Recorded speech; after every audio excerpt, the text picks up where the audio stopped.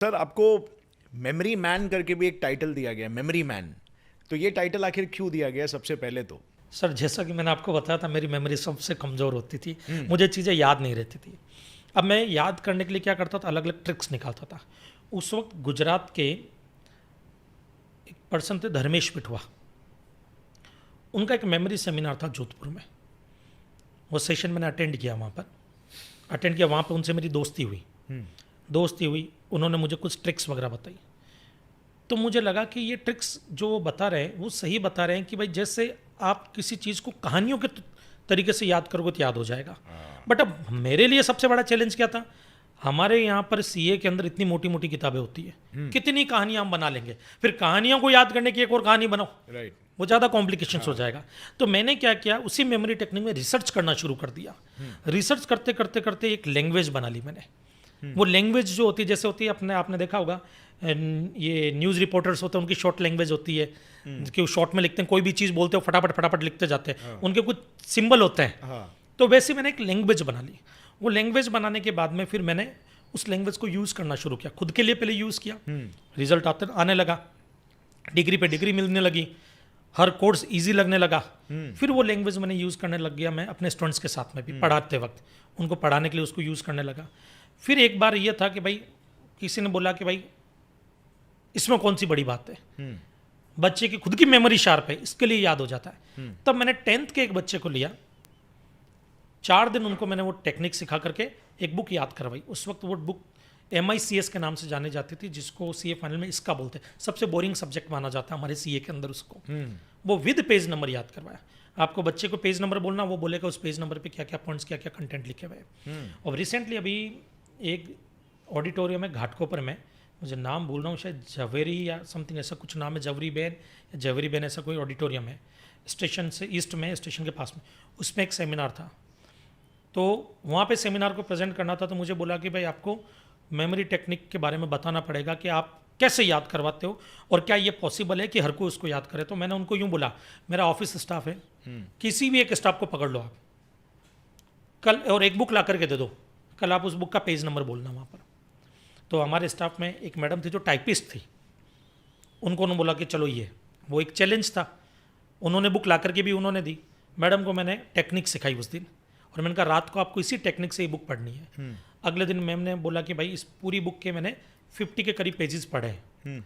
अब आप उस सिर्फ बच्चों के बीच में वो बुक थी, स्टूडेंट्स पेज नंबर बोलते थे, मैडम बोलती थी उस पेज पे क्या लिखा हुआ है, ये चीज़। तब लोगों ने मेमोरी मैन कहना शुरू कर दिया कि भाई कुछ तो ऐसी चीज़ें होती है, जैसे कुछ टेक्निक्स मैं बच्चों को बताना चाहूँगा कि अगर स्टूडेंट्स ये वीडियो देख रहे हैं उनके काम आएगी। अगर मान लो आपको कोई फॉर्मूला याद करना है और आपको लगता है कोई फॉर्मूला याद नहीं हो रहा है, तो एक साइंटिफिक तरीका बताता हूँ मैं आपको।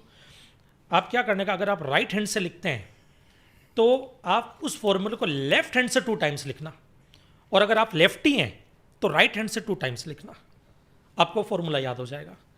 अब आप इसमें बोलोगे इसमें कौन सी बड़ी बात है, ये कौन सा तरीका हुआ, हम राइट हैंड से 10 बार लिखे तो याद नहीं होता है, लेफ्ट हैंड से 2 टाइम्स लिखने में कैसे याद हो जाएगा। तो एक साइंटिफिक रीज़न बताता हूँ मैं आपको। बचपन से हमारे कान को, और जैसे मैं राइटी हूँ तो बचपन से मेरे कान को और राइट हैंड को लिखने का और इनके बीच का कोऑर्डिनेशन बहुत स्ट्रांग है। मेरे कान सुनते थे, मेरा ये दिमाग हाथ को इंस्ट्रक्शन देता था, ये हाथ लिखता जाता था। अब इनकी इतनी प्रैक्टिस हो चुकी है कि अगर मैं किसी ख्यालों में खोया हुआ हूँ और कोई भी पर्सन या कोई टीचर डिक्टेट कर रहा है कुछ, तभी मैं सही लिखूंगा गलत नहीं। हाँ। सही लिखूंगा। क्यों? क्योंकि इनका कोऑर्डिनेशन बहुत स्ट्रांग हो चुका है रेगुलर प्रैक्टिस करते करते। बट अगर वही चीज़ मैं लेफ्ट हैंड से लिखूंगा ना, नहीं लिख पाऊंगा, क्योंकि मेरे लेफ्ट हैंड का कोऑर्डिनेशन मेरे कानों के साथ में नहीं है। अब यहां पर लिखने के लिए मुझे प्रॉपर कंसंट्रेशन के साथ में उस चीज को लिखना पड़ेगा, फोकस, और प्रॉपर फोकस के साथ में जो चीज लिखी जाती है वो चीज याद हो जाती है। इसमें लाइक मतलब कोई ब्रेन पावर ये सब का खेल नहीं है, राइट? कुछ नहीं। इट्स लाइक कि वो एक टेक्निक है, और जितना आप उसको प्रैक्टिस करते रहोगे उतना आप like it's like a muscle, like वो और स्ट्रांग होते जाएगा वो टेक्निक। बिल्कुल बिल्कुल बिल्कुल। आप कभी भी देखना सर, मेमोरी जो है ना किसी भी स्टूडेंट्स की कमज़ोर नहीं होती है। कई बार हमारे साथ में ऐसा होता है कि जैसे हम एग्जाम पेपर लिख रहे हो, कोई स्टूडेंट्स एग्जाम दे रहे हो, तो अगर स्टूडेंट्स ये वीडियो देख रहे हैं तो आपने नोटिस किया होगा कि आप जब पेपर लिखते हैं तो कई बार आपको आंसर क्लिक नहीं होता। आप बोलते हो यार कुछ तो पढ़ा था, याद नहीं आ रहा। और फिर जैसे एग्जामिनेशन हॉल से बाहर आते हो आंसर क्लिक हो जाता, अरे यार ये तो मुझे आता था। अब सोचो अगर मेमोरी कमज़ोर होती तो वो बाद में भी क्लिक नहीं होता। तो प्रॉब्लम मेमोरी की नहीं है, प्रॉब्लम है क्लिक होने की।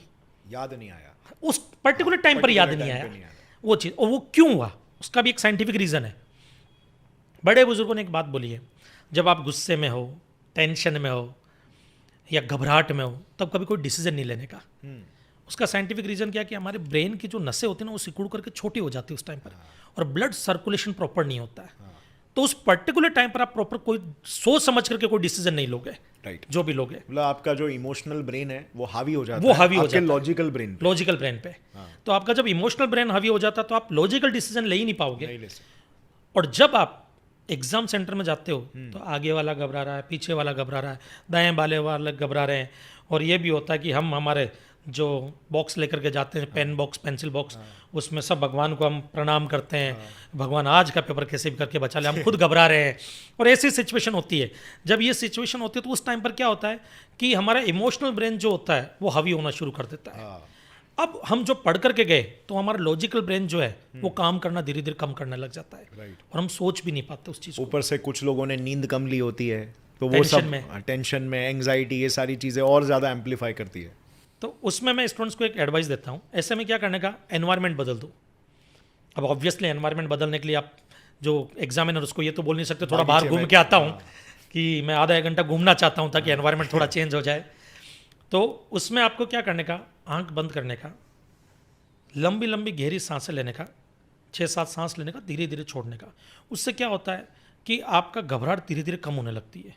दूसरा पॉइंट कि आप आंख बंद करके वो जगह याद करो जहाँ पे आपने वो आंसर याद किया था जो क्लिक नहीं हो रहा अभी आपको, पर आप पढ़ करके गए।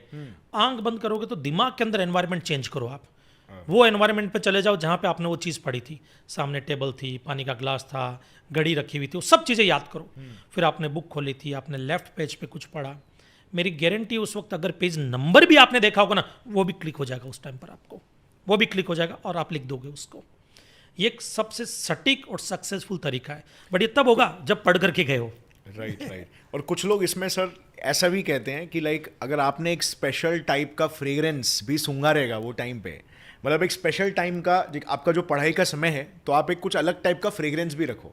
तो जब आप वो फ्रेग्रेंस को भी याद करने की कोशिश करते हो तो आपके ब्रेन में क्या है कि वो सारे के सारे जो न्यूरॉन्स है कहीं ना कहीं कनेक्टेड है। तो एक न्यूरॉन ट्रिगर होता है तो पूरा पैथवे खुल जाता है। Yes right. तो उसी में वही आप अपना मेंटल दिमाग बदलो, वही वाला लॉजिक आ गया वहाँ पे। जो भी आपने देखा, जो भी आपने महसूस किया, जो भी आपने सूंघा, वो सब याद करो तो पूरा फ्लो आने लग जाएगा। बिल्कुल बिल्कुल। और एक मैं अगर 10th के स्टूडेंट्स और 11th-12th कॉमर्स के स्टूडेंट्स अगर ये वीडियो देख रहे हैं तो उनको मैं एक बात बोलना चाहूँगा। एड्यूवेदर जो हमारी ऐप है ना, 10th में आप लोगों के लिए रिवीजन लेक्चर लेकर के आ रही है। सॉरी, ये 10th के स्टूडेंट्स के लिए रिवीजन लेक्चर दिसंबर में रिवीजन लेक्चर अपलोड होंगे, और 11th-12th कॉमर्स के लिए जनवरी और फरवरी में रिवीजन लेक्चर अपलोड होंगे। वो आप ज़रूर देखें, सारे लेक्चर फ्री, और आपको इसका बहुत बेनिफिट मिलेगा। उसमें आपको पता लगेगा चीज़ें कैसे याद होती है, शॉर्ट टेक्निक्स क्या होती है, जिससे आपको 100% चीज़ें दिमाग में बैठना शुरू हो जाएगा। अगर आपको ये क्लिप पसंद आई तो पूरे पॉडकास्ट का लिंक नीचे डिस्क्रिप्शन में है। Indulge and enjoy.